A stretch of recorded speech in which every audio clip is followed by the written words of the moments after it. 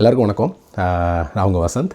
So last time பார்த்தீங்கன்னா முதல்ல ஒரு குட்டி கதையோட ஸ்டார்ட் பண்ணியிருந்தேன். நிறைய பேர் லைக் பண்ணியிருந்தீங்க, நிறைய பேர் கமெண்ட்ஸ் ஷேர் பண்ணியிருந்தீங்க, நிறைய பேர் இந்த கதை பிடிச்சிருந்துச்சி அப்படின்னு சொன்னீங்க. ஸோ இன்றைக்கி இன்னொரு அழகான ஒரு கதை. இப்போ மாதிரி இல்லாமல் இப்போ எல்கேஜிக்கே குழந்தைங்களுக்கு ₹1,00,000 ஃபீஸ் கட்டிட்டு உட்காந்துட்டு இருக்கோம். பட் அந்த காலத்தில் பல நூற்றாண்டுகளுக்கு முன்னாடி அப்படின்னு வச்சுக்கலாமே. ஸோ அந்த காலத்தில் பாடமுறையெல்லாம் எப்படி இருந்துச்சு அப்படின்னா, சீடர்கள் இருப்பாங்க. அவங்க ஒரு குருக்கிட்ட போய் குருவோட தேவைகள், அவருக்கு தேவையான உதவிகள் எல்லாம் செஞ்சு கொடுத்துட்டு அவர் சொல்லிக் கொடுக்குற விஷயங்கள்லாம் கற்றுக்கிட்டு வருவாங்க. அந்த காலத்தில் அது வெறும் சாதாரண கல்வி இல்லாமல் வானசாஸ்திரம், மருத்துவம் அப்படின்னு சொல்லிட்டு பல விஷயங்களையும் கற்றுக்கிட்டாங்க. ஸோ ஒரு எப்படி சொல்கிறதுனா, ஒரு ஆசிரியர் மாணவர் அப்படின்றது குரு சீடர் அப்படின்ற முறையிலையும் ஆசிரமத்தில் போய் படிக்கிற ஒரு முறையாகவும் இருந்துச்சு.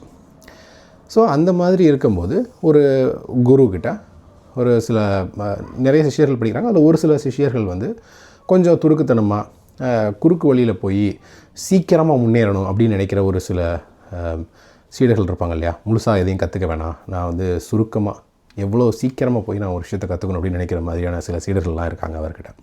ஸோ அந்த மாதிரியான சீடர்கள்லாம் என்ன பண்ணுறாங்க அப்படின்னா, குருக்கிட்ட போய், குருவே இந்த மாதிரி நாங்கள் இங்கே சேர்ந்ததே உங்கள்கிட்ட நிறைய திறமைகள், பல விஷயங்கள் தெரிஞ்சிருந்தாலும் இறந்து போனவங்களோட எலும்புகளை வச்சு அவங்களுக்கு உயிர் கொடுக்க முடியும் அப்படின்ற ஒரு ஸ்கில், அதாவது ஒரு திறமை உங்கள்கிட்ட இருக்காமே, அதுக்கான மந்திரம் உங்களுக்கு தெரியுமாமே, அந்த மந்திரத்தை எங்களுக்கு சொல்லிக் கொடுங்க, அதை வச்சு நாங்கள் பொழைச்சிக்கிறோம், அதை வச்சு நாங்கள் வாழ்க்கையில் முன்னேறிக்கிறோம் அப்படின்றாங்க. அப்போ அவர் அந்த குரு சொல்கிறாரு, இல்லைப்பா, அதை உங்களுக்கு இவ்வளவு ஏர்லியாக இவ்வளோ சீக்கிரமாக சொல்லித்தர முடியாது. ஏன்னா அதுக்கு முன்னாடி, அப்போது, அதுக்கு பின்னாடின்னு சொல்லி நிறைய விஷயங்கள் நீங்கள் கற்றுக்க வேண்டியது இருக்குது. அதுக்கான மனநிலைமையும் மனோதிடமும் இன்னும் உங்களுக்கு வரலை. ஸோ நான் சொல்லித்தரேன், ஆனால் அதுக்கான காலமும் நேரமும் இது கிடையாது. நீங்கள் பொறுமையாக ஒவ்வொரு பார்ட் பை பார்ட்டாக தான் கற்றுக்கணும் அப்படின்னு சொல்கிறாரு. முதல்ல அந்த சீடர்கள் கெஞ்சி பார்க்குறாங்க. அதுக்கப்புறம் அவரை மிரட்டி எப்படியோ ஒரு வழியாக அதை கற்றுக்கிட்டு சரி அவங்க தேவையானதான் கற்றுக்கிட்டாங்களே, ஸோ இப்போ நாங்கள் இந்த ஆசிரமத்தை விட்டு போகிறோம்னு சொல்லிவிட்டு காட்டுக்கு நடுவில் அந்த ஆசிரமம் இருக்குது. காட்டை தாண்டி தான் அவங்க நாட்டுக்குள்ளே வரணும். ஸோ வர வழியில் நம்ம தான் கற்றுக்கிட்டோமே மந்திரத்தை, அதுவும் அவர் சொல்லிக் கொடுக்க முடியாதுன்னு சொன்ன அந்த அற்புதமான மந்திரத்தை கற்றுக்கிட்டோமே, இதை நம்ம டெஸ்ட் பண்ணுவோம் அப்படின்னு சொல்லிட்டு பரிசோதனை பண்ணுவோம் அப்படின்னு சொல்லிட்டு காட்டுக்குள்ள வந்துட்டுருக்காங்க. அப்போ ஒரு குவியலாக ஒரு இடத்துல எலும்புக்கூடுகள்லாம் இருக்குது.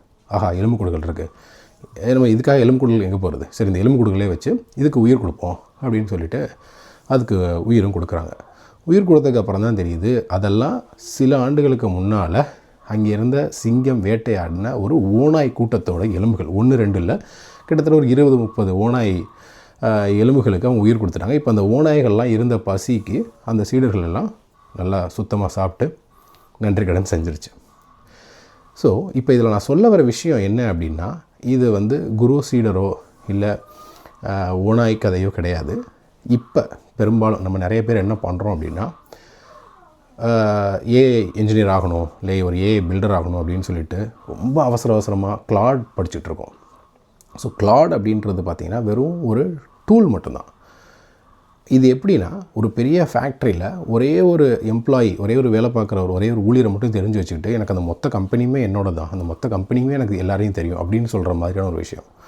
ஜஸ்ட் ஒரே ஒரு டூல், ஒரே ஒரு சுத்தியலை மட்டும் தெரிஞ்சு வச்சுக்கிட்டு எனக்கு அந்த மொத்த இன்ஜினியரிங் ஒர்க்குமே தெரியும், என்னால் ஒரு காரையே கட்ட முடியும் அப்படின்னு நினைக்கிற மாதிரியான ஒரு எண்ணங்களில் தான் நிறைய பேர் இருக்கும். ஸோ கிளாட் அப்படின்றது ஒரு சாதாரண டூல் தான். பட் அதுக்கு பின்னாடி இருக்கிற ஒரு மிகப்பெரிய ஒரு ஃபேக்ட்ரி அப்படின்னு சொல்லக்கூடிய ஒரு விஷயம் இருக்குது. அதுதான் மைக்ரோசாஃப்ட் ஃபவுண்ட்ரி. அது இன்றைக்கி நிறைய பேர் நம்ம அது என்னன்னு கூட தெரியாமல் இருக்கும். ஸோ நம்ம சேனலில் கிளாட் மட்டும் இல்லாமல் ஏஐ ஃபவுண்ட்ரி பற்றி நிறைய வீடியோ எடுக்கிறோம். ஏன்னா ஜஸ்ட் கிளாட் மட்டும் நீங்கள் கற்றுட்டீங்க அப்படின்னா நீங்கள் ஜஸ்ட் வெறும் ஒரு யூஸராக மட்டும்தான் கடைசி வரைக்கும் இருக்க முடியும். பட் வெறும் யூஸராக மட்டும் இருந்து ஒரு பிரயோஜனமும் கிடையாது. நீங்கள் ஒரு பில்டர் ஆகணும்.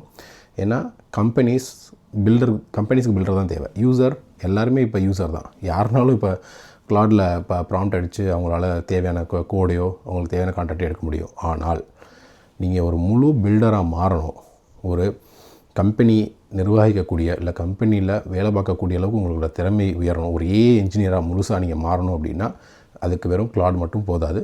ஸோ நீங்கள் செய்ய வேண்டியது 3 விஷயங்கள். 1, மைக்ரோசாஃப்ட் ஃபவுண்ட்ரி கற்றுக்கணும்.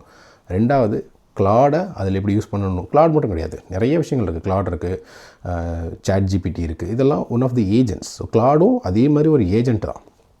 அதுக்கப்புறம் 3வது, நம்ம சேனலை மறக்காமல் சப்ஸ்கிரைப் பண்ணணும். ஸோ இந்த 3 நீங்கள் செய்கிறீங்க அப்படின்னா, செய்யும்போது உங்களால் உங்கள் வாழ்க்கையில் நீங்கள் அடுத்த லெவல் நீங்கள் ஏஐ இன்ஜினியர் ஆகணும் அப்படின்னா கண்டிப்பாக அது முடியும்.